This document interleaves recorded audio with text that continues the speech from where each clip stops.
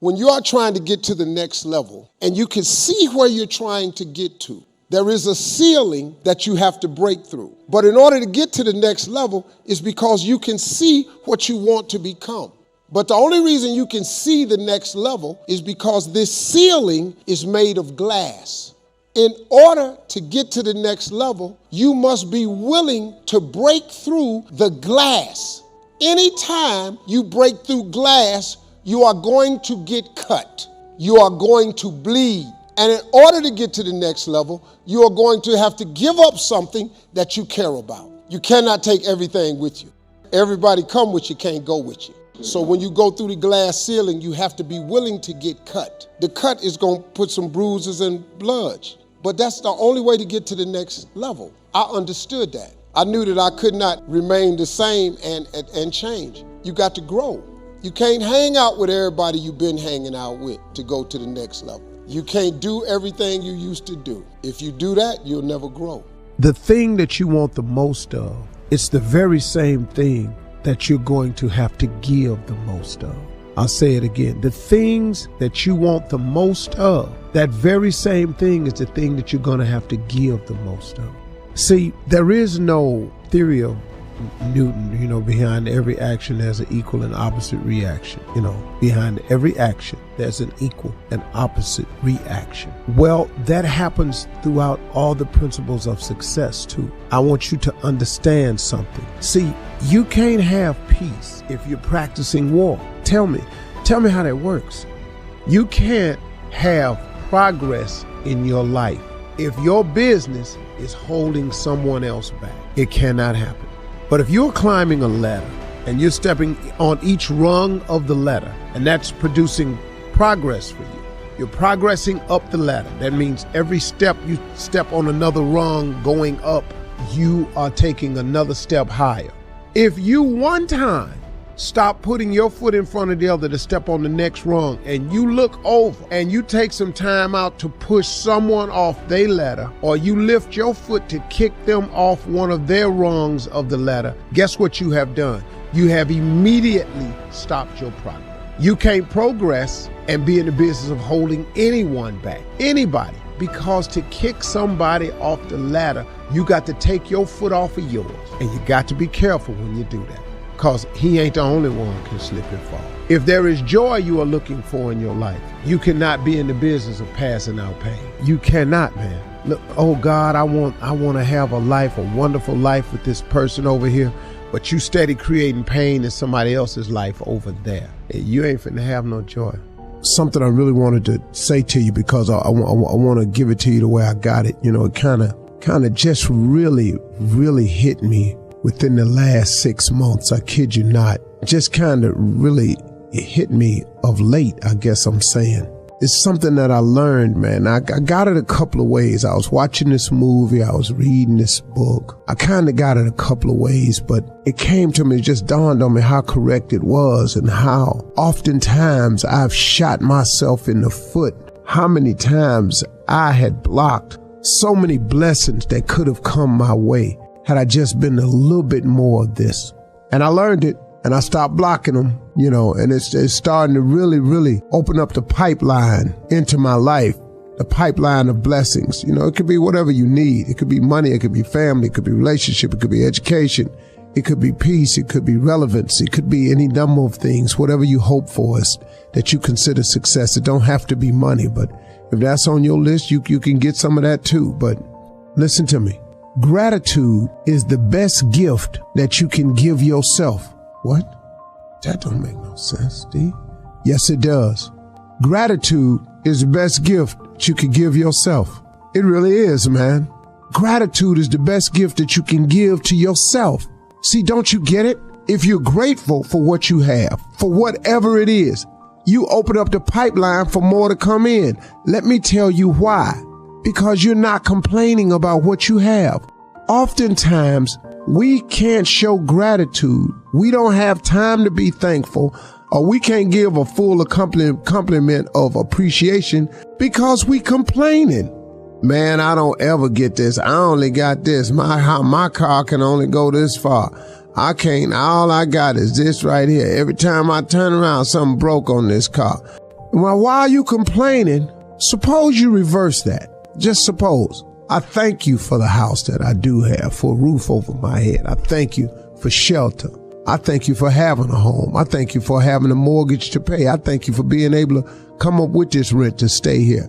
I thank you for all these things. I thank you for how when things go wrong in my life, you're always there and get it fixed and straightened out for me. I thank you. I'm grateful for you. Okay, now, let me ask you something. If you were a person that was providing these things for someone, let's say you were the person that was providing shelter, heat, roof over your head, a place to stay. Let's say you were the person that was providing that. And the person that was receiving it, who has nothing but that, was always complaining about it. Every time you turn around, now you done gave this to this person. You done let them have it. But every time you look up, they complain and they pointing the finger at you. Look what I ain't got. I ain't got this. You got it. And you be sitting with that dog, man. I gave this to them. And they just steady complaining about it. Now, let's say you gave the exact same thing to someone else. The exact same thing. Shelter, roof over your head, house in the same condition. Look just like the house you gave this person that was complaining. But every time you turn around, it was telling somebody, you know what, I sure appreciate this. I sure appreciate this place to stay, man. My family, man, we don't know where we'd be without it. I sure am grateful, man. It was raining the other day and then the drop get on us, man. We was in this house, man, and oh man. You know, some things go wrong with it, but man, I sure glad I got this right here because it always make a win somehow. Somehow it always works out. Now, if you were the person that was providing these things, and this one person that had this house that ain't as sharp or as good as the other houses was complaining all the time about it, but the other person over here was grateful for it. When it came time to fix up the house, improve the house, add more on to the house, or maybe you had another house to give away, who would you give the house to? I think logically you would give it to the person who has shown the most appreciation for it. I bet you, man, if I done gave somebody to something and all they do is complain about it, I can assure you that if they come back to me for some more, I'm going to be real slow to grant that wish. Cause man, the last time I gave you a place to stay, I know it wasn't the best house on the block, but you didn't have nothing when you came to me. And I gave that to you. That the more gratitude you show, the more grateful you are, the more blessings can come your way. It only makes sense. So that's why I'm telling you, gratitude is the best gift that you can give yourself. You know, in my book, Act Like a Lady, Think Like a Man, I told people that men love three ways. They profess, they provide, they protect. And that's the core essence of a man's love. Well, there's some other P's in life too.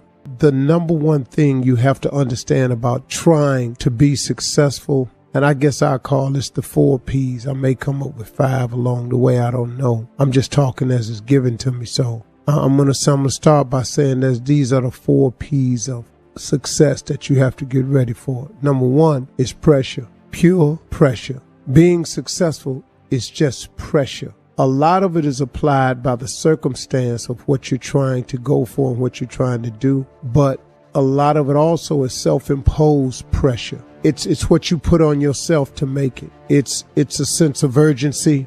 It's a sense of necessity. But pressure is the first thing I want you to be ready for. And pressure comes in a lot of different forms, but it's going to be pressure. There's an old saying that pressure busts a pipe. See, that's why most people turn around. Because of the pressure of trying to be successful. I want you to get it in your mind that it is going to be a pressurized situation on your rise to the top. Pressurized. It's going to be pressure. It's going to be difficult to do. It's going to be moments when it seems like it's real heavy. It's going to be moments, man, when it feels like you're going to burst. Us all comes from pressure. Pressure busts a pipe. Pressure. But understand that is what it is not going to change. That's it. Prepare yourself. Get ready for there to be pressure. The second thing I want you to understand is when you receive this pressure, you have to persist. You got to stay at it. You got to develop a doggedness.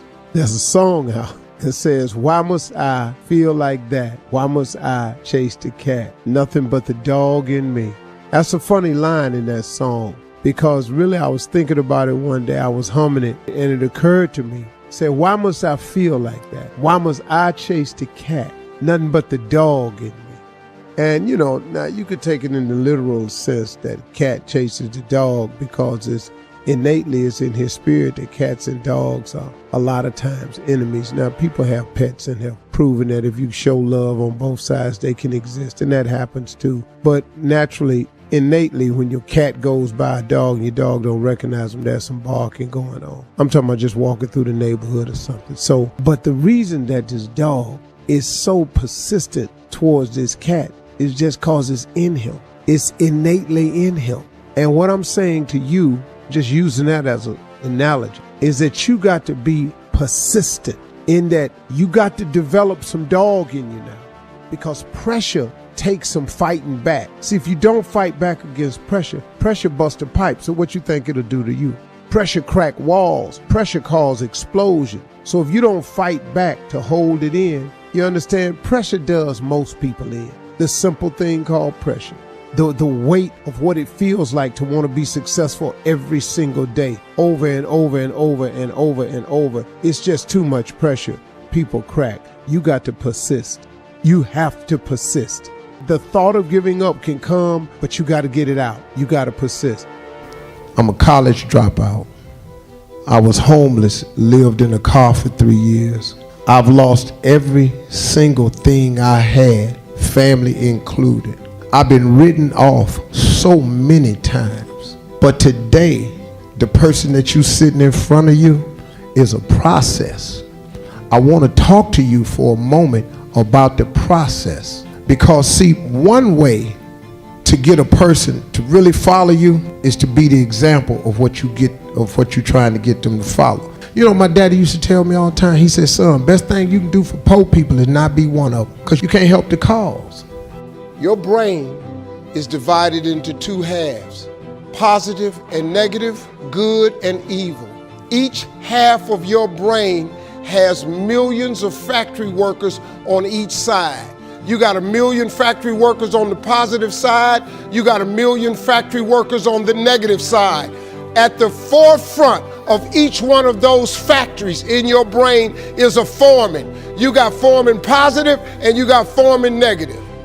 You are in charge. You're the boss of the factory. So let me show you how this works. You got a remote control.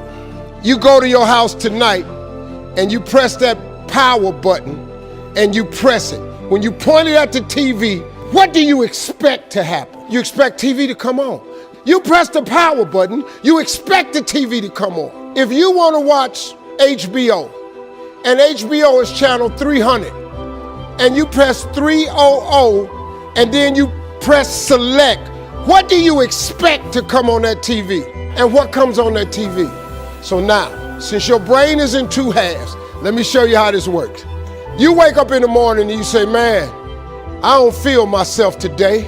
I got up on the wrong side of the bed. I'm not a morning person. Foreman negative hears that. He steps to the front. He said, what did you say? You say, I said I woke up on the wrong side of the bed today. I'm not myself. I'm not a morning person.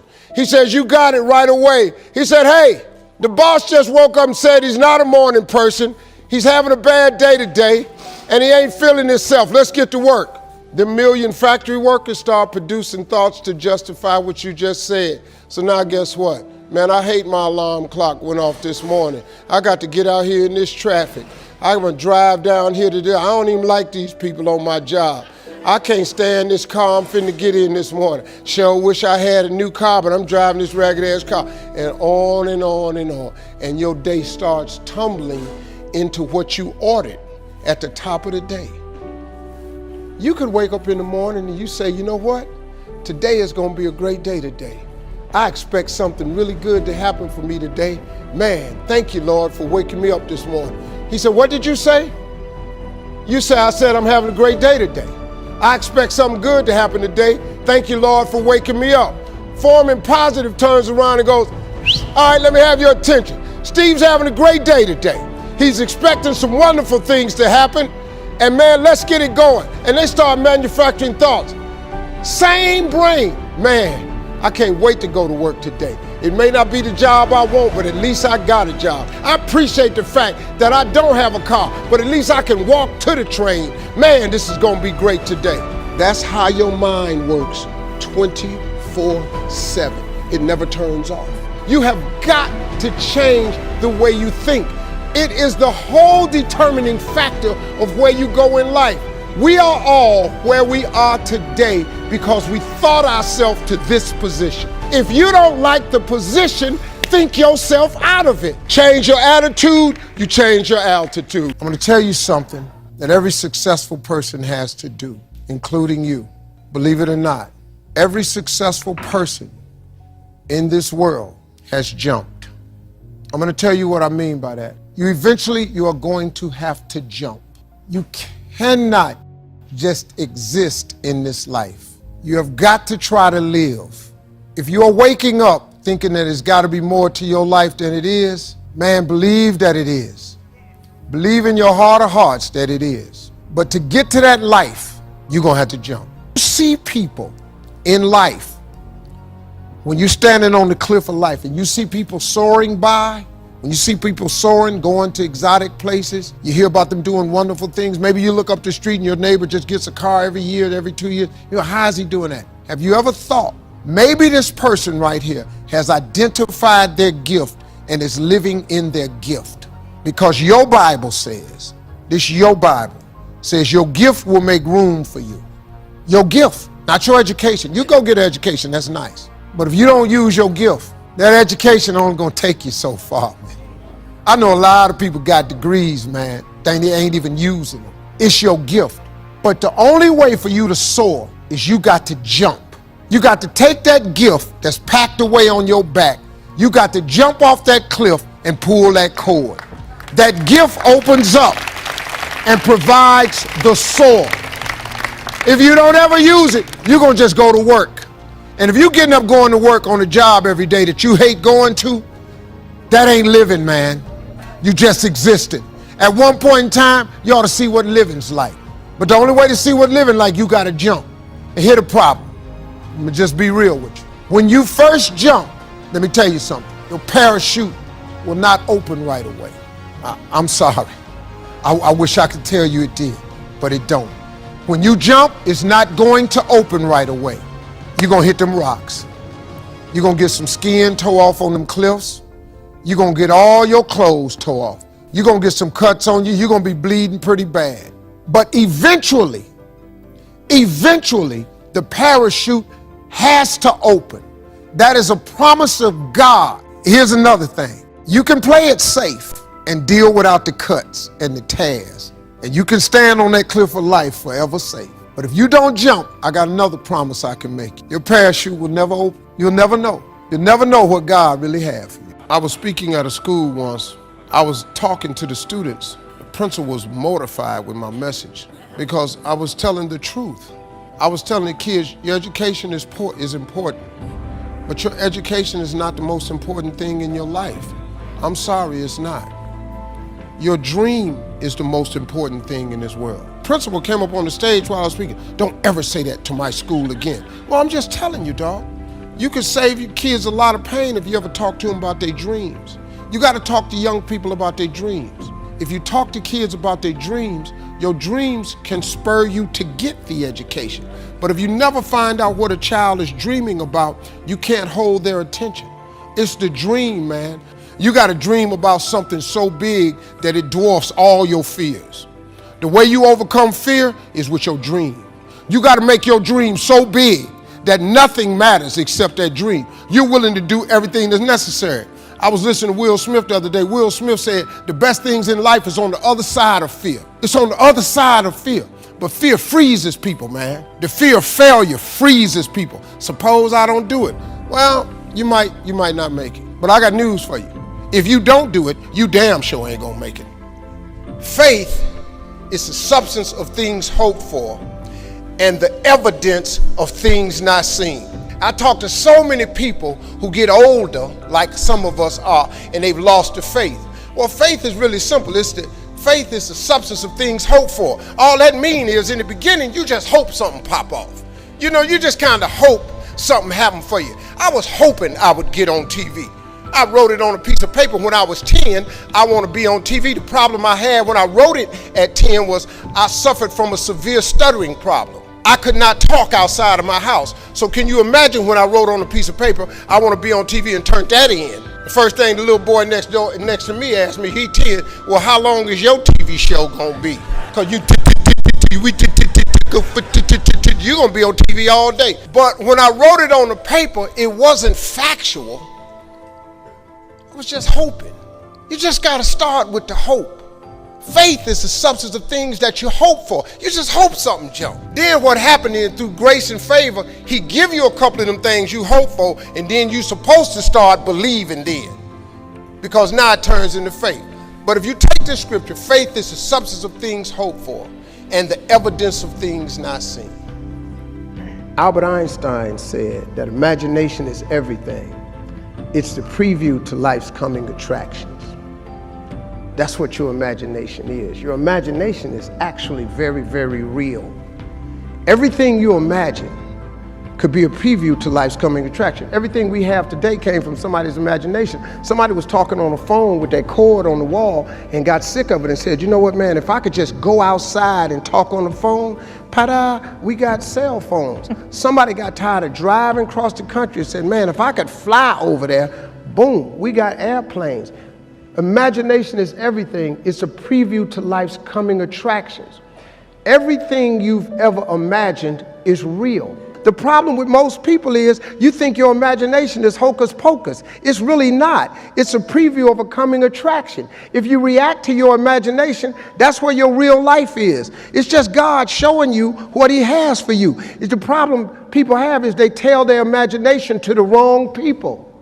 See, if you want to kill a big dream, tell it to a small-minded person.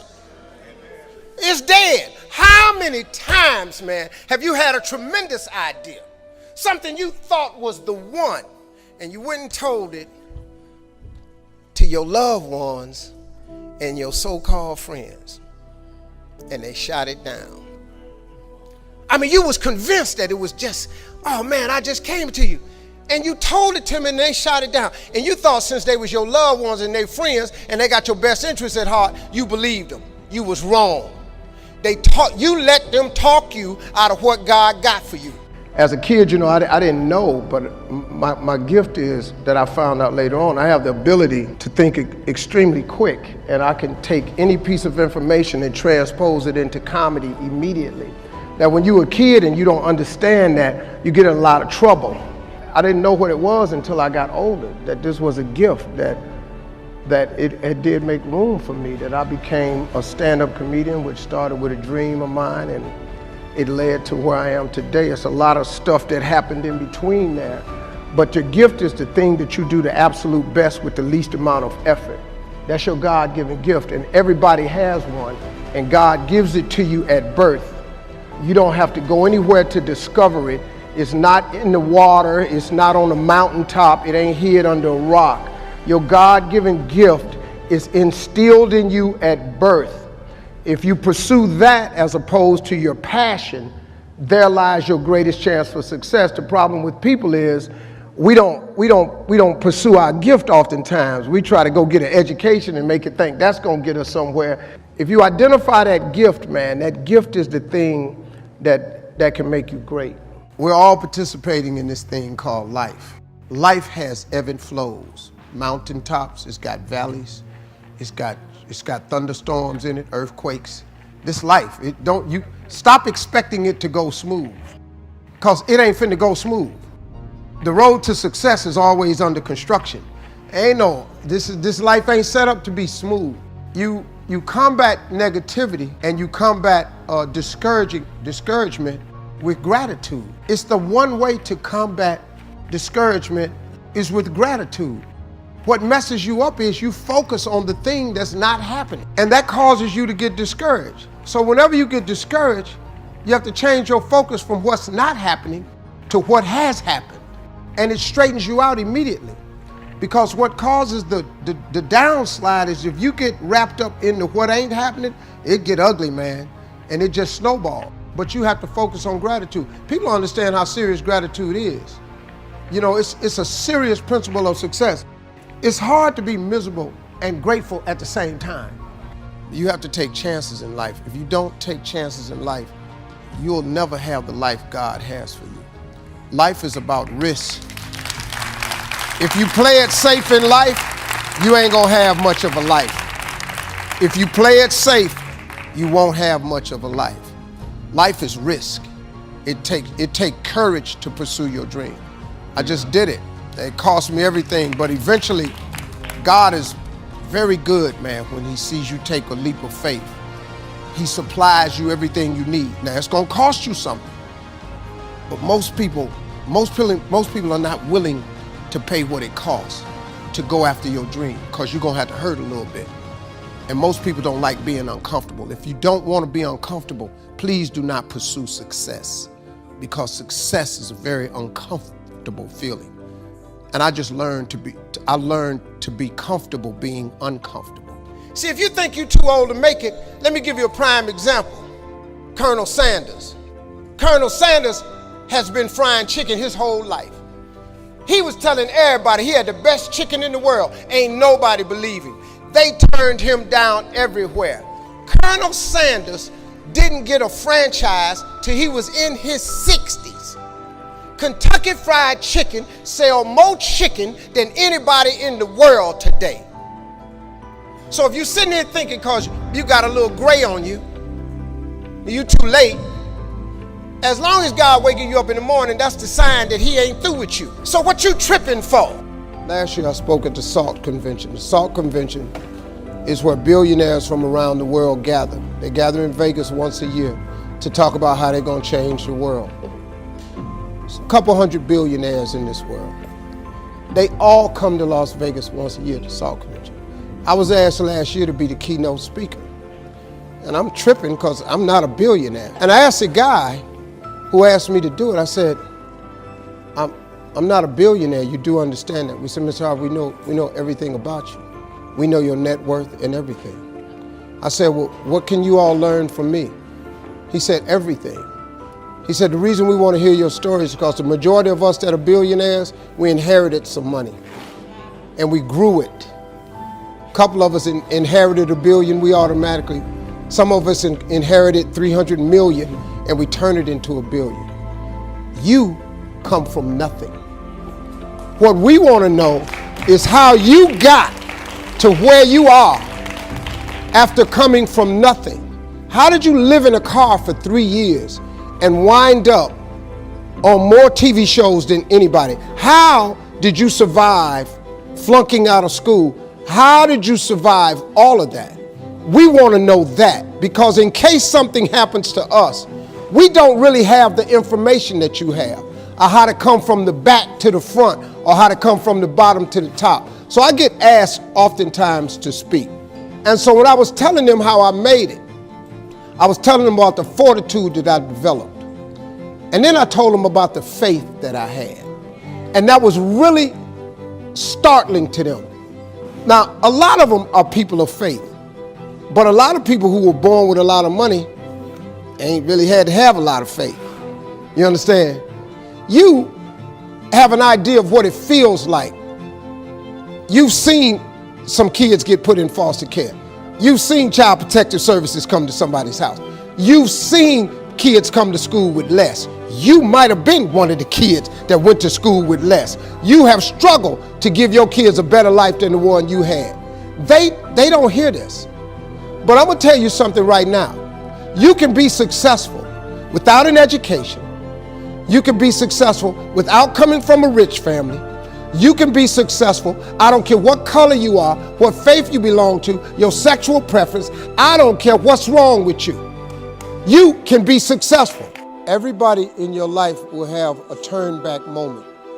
No matter who you are, you're going to have such a period in your life where it seems like it's not working. You're going to have doubts. You're going to have a lot of trials and tribulations and challenges. And everybody has what's called a turn back moment. You always have a moment in your life where the direction you're going, you will have to make a decision to keep going or you turn back.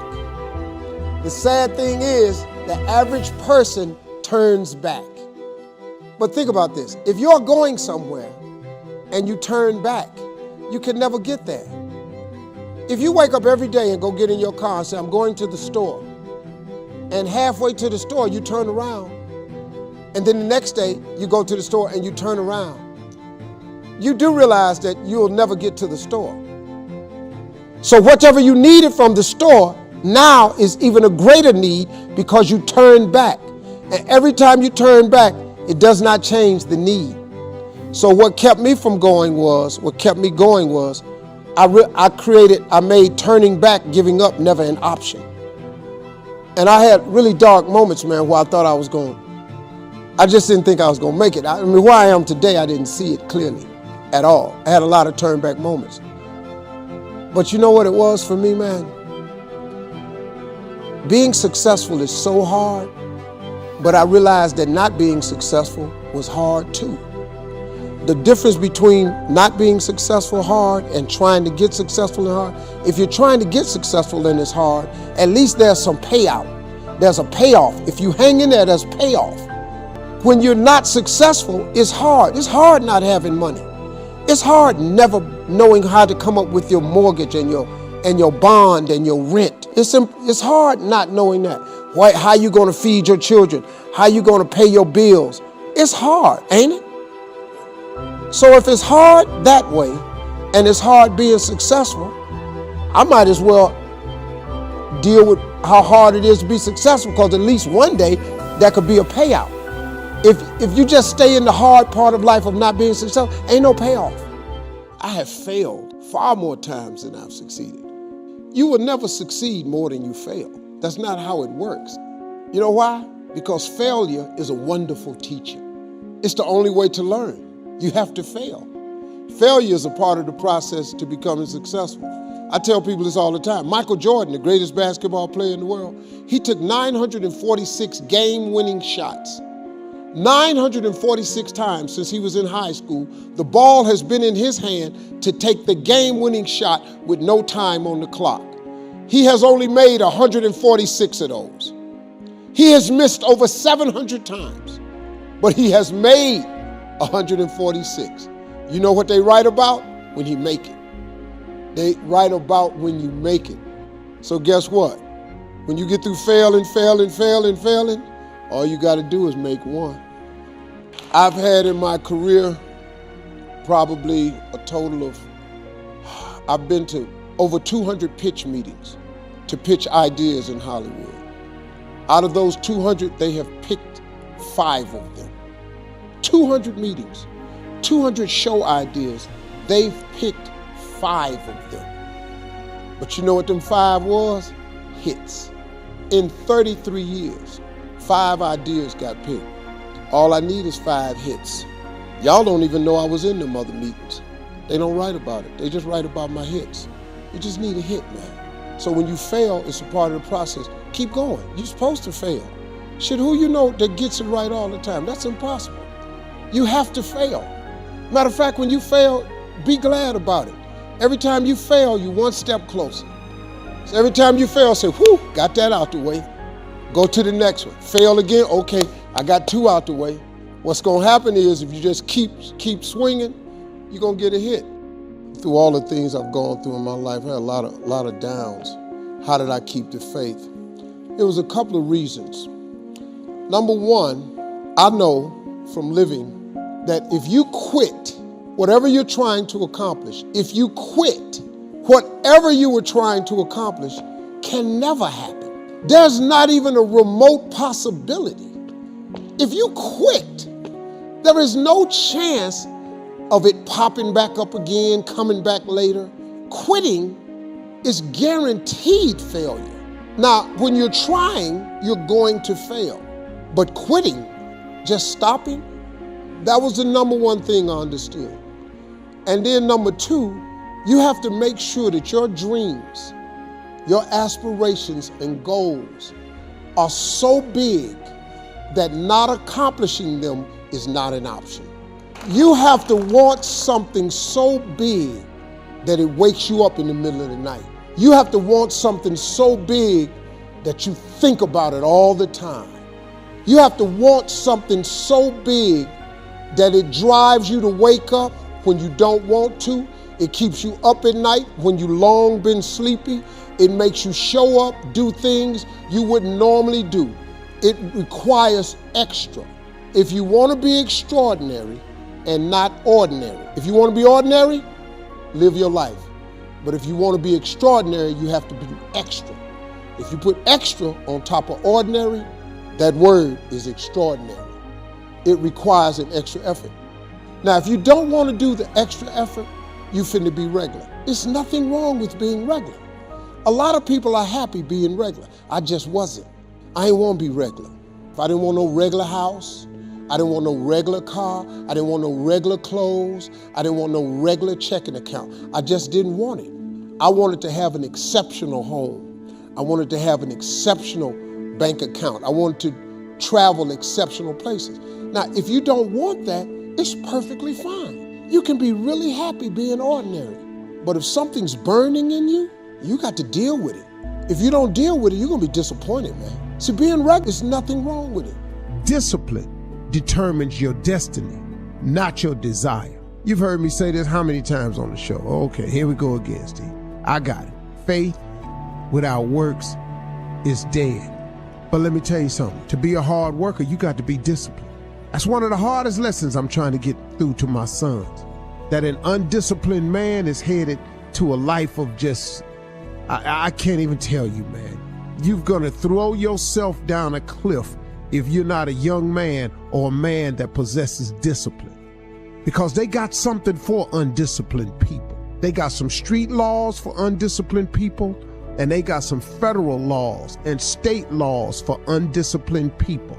So that's why them signs is outside on the freeway. We're gonna let you go fast, but 70 is the limit. If you're disciplined enough of a person to leave your house at the time you're supposed to leave your house, 70 miles per hour is absolutely enough. But if you're an undisciplined person, if you don't have the wherewithal to leave your house on time, to go where you want to go, see, the desire is where you want to go. The discipline is how you get there. You know, you understand, you can want to go to see your family in California all you want, but the flight leaves at 1:18. You leave your house at 12:30. They told you you must check in 1 hour before your flight.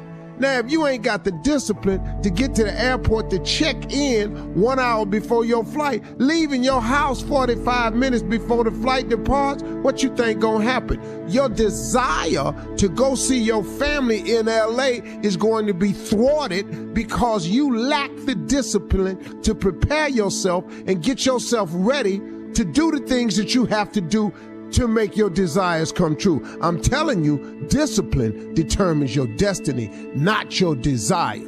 You can write down a list of stuff you want to do all day, but if you don't produce and show the discipline necessary to get there, what you think gonna happen? Huh?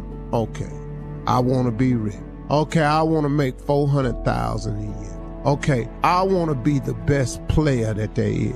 Okay, but you don't want practice. See, the cat that's disciplined enough to show up at practice, that's shooting jumpers when everybody gone home, that's the guy that's gonna be the best.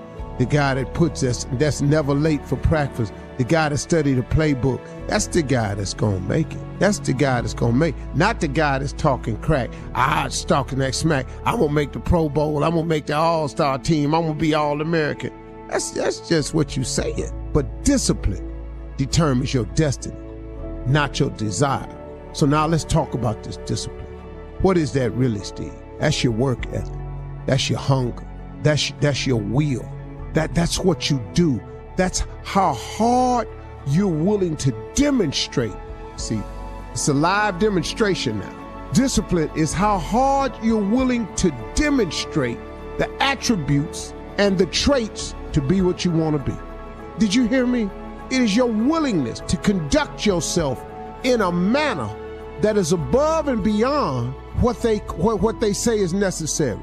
When you have a massive goal, something that's big, you must first make it something that not reaching it is unacceptable. Me not living my dream was unacceptable for me.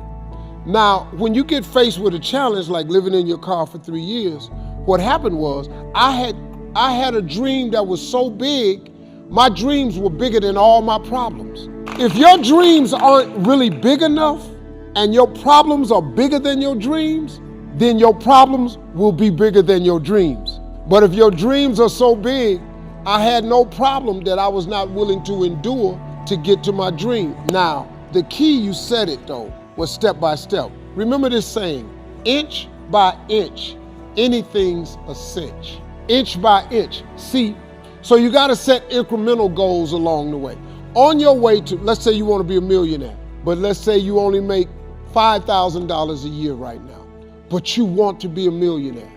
Then you have got to take whatever you did to make $5,000 and duplicate it so you can make 10. But when you make 10, that should be a minor celebration. Then when you make 20, that should be another minor celebration. Don't stay frustrated because you haven't reached the million, because it takes a long time to make $1 million. But let's just say you're making $250,000. There's another celebration you should have. So you have to enjoy the journey, because the journey is not going to change. If you wait until you reach your goal to celebrate, it's mentally debilitating. So you have to have monumental steps along the way and just make inch by inch anything's a cinch. Set very doable goals as you're trying to reach the impossible thing. Stress is necessary. So you got to be willing to go get it every day. There's a story my father told me all the time. Now, I've heard it several different ways, but I'm just telling you the way my daddy gave it to me.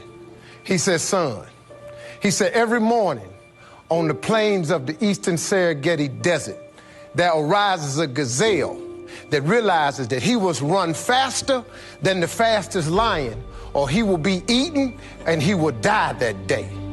On that same desert arises in the morning a lion that realizes that he must run faster than the fastest gazelle, or he will starve and he will die that day. He say, son, the moral of the story is, no matter who you is, when you wake up in the morning, you needs to be running. What he taught me was a work ethic of how to work. In order to get to where you want to go, you got to put yourself under some stress, though. See, stress is necessary. See, I'm a seed. I really am. But a seed has to be planted. A seed got to have dirt put on top of it. If you take a seed and throw it on the concrete and walk off, the sun just burned it up. But guess what? Logically, in my mind, it doesn't make sense that to grow something, you should dig a hole, put it down in there, and cover it with dirt. Logically, that don't make no sense to me. But though, see, dirt is necessary for growth and development. If you want to kill a big dream, tell it to a small-minded person. I told everybody at 10 years old I was going to be on TV. I had a little problem when I said that. I had a severe stuttering problem. I could not talk outside of my house. I went to school, church, anywhere. I locked up. I couldn't go to the store. I just stuttered profusely, man. It was a horrible experience for me. So when I wrote on that paper, the assignment was write on a piece of paper what you want to be when you grow up. I'm 10. I wrote, I want to be on TV. That was that faith, the belief in things that you cannot see. I ain't see no way I could be on TV, but I wrote it down. I didn't know no better. I'm 10, I wrote it down. Teacher called me to the front of the class. I thought I'm gonna get me a gold star because she had everybody stand and read their paper and their name. She called me to the front. I'm thinking, I'm going up here to get a gold star. I ain't never had one before. This must be, my answer must have been really good. I can't tell you how wrong I was. That lady didn't call me up there to give me no gold star. She called me up there to humiliate me. And when I got up there, that lady lit into me. She said, why would you write something like this on your paper? First of all, why you called me up here? You know I can't talk. You already know I can't talk. And she just said, why would you write something like this on your paper? And I'm standing there, I'm trying to get it out. She said, who in this school ever been on TV? Who in your family ever been on TV? Who in this neighborhood ever been on TV? She's saying, look at you standing there. You can't even talk. How they gonna put somebody like you on TV? So every Christmas, I send her a flat screen TV. I want her to see what God had done for me. I wanted her to see that no matter what she said about it. Attitude determines your altitude. If you're a positive person, positive things happen to you. If you're a negative person, negative things are going to continue to happen for you. If you can put that in your scope this year, just change your attitude. Wake up and smile. How about just wake up and be grateful? Life is really 10% what happens to you and 90% what you do about it. Look, everybody in this room, everybody watching, everybody got something they got to deal with. Get to dealing with it. Stop complaining about it. Complaining about it only makes it stay present. Don't give up when reaching your dream is difficult. Listen, if success were easy, you've heard it a million times. Everybody would be successful. It requires a grit and a toughness to be successful. But I got news for you. It's something that all of you have in you. Now, whatever you've been through, whatever that is, guess what? You're still here. Whatever you think riches is, that's your definition. There's a survey that says riches and success is being happy. Well, all you have to do then is determine what is it that makes you happy and start down that path. Now, to find true success, I believe that you've got to do some work because it's not free. Everybody would love to wake up and just be happy and bubbly, but it requires some work. So I want to share with you something from my book, chapter 11. There is no self-made man. Now, most of us want to believe that we're independent, that if we set our minds to do something, simply it can get done. Well, I got news for you. Unless you look to others, you can work twice as hard to get half as much. Sometimes you need a partner in a deal in order to aid you along the way. There is nothing wrong with asking for what you want. You know, for a long time, I used to think that the path to success was going at it alone, because I was always busy priding myself on not asking for help. I was homeless, I didn't want to ask for help. I lived in a car, I didn't want to ask for help. And I almost missed out. I didn't realize how many people were willing to have discussions with me about success. You know, most people that are successful, if you ask them for help, they'll give it to you. I'm talking about advice, principles, solutions, not money. Don't walk up to a wealthy person and just ask for money. You know how many times they done got that? But if you're interested in learning how to fish, a lot of people that teach you how to fish, as opposed to giving you a fish sandwich, because they know if they give you the fish sandwich, you're gonna eat it, you're gonna have to come back. A lot of people have helped me along the way. Magic Johnson, Oprah Winfrey, the president. I've had some conversations with some people who have it together, and they've taught me many things about succeeding. Now, you might think that requesting help is a huge ask, but it's not. People don't mind sharing knowledge. What is knowledge unless it's shared? If you have knowledge, but you never share it, how we know you got it? And just remember, there is no shame in wanting something. This whole world is based on wanting something. You know, don't sit up and listen to some group, you know, wanting something is a sin. No, it's not. You gotta want something. The scripture says a man without a dream or vision shall perish. So the day you quit wanting something, you might as well push your chips up to the window. It's a wrap. So lose the shame and you'll have access to more power. And so here's the key that I want to tell you about. Success is all about building relationships. It's not what you know, it's who you know. Some people might not step up when you ask them for help. They might not. But guess what? The worst thing can happen to you. If somebody refuses you, you didn't have it anyway. Well, what are you worrying about that for? Well, they might say no, or they might turn me down. Ask people. You never know. Suppose they say yes. That could be the turning factor. But, you know, there are some principles that will increase your chances of getting a success. Know your worth. Don't let nobody else determine it. And don't assume anything. People aren't mind readers. They don't know what you think, and don't assume they know unless you ask with specifics. And then recognize that no is not a rejection. Every time you hear no, it moves you one step closer to a yes. Everybody can't say no. Now, unless you got a harebrained idea. And just remember, that success is about building a world that looks the way you want it to, nobody else. Never be afraid to reinvent yourself. My career, my entire career is a study in reinvention. You know, I started out as a comedian, that was it. I never planned on hosting a radio show, hosting a game show, or hosting a daytime talk show. I never did. Writing books, none of it. Making movies, none of it. Reinvention happens when you diversify your gift. There lies your greatest secret for success.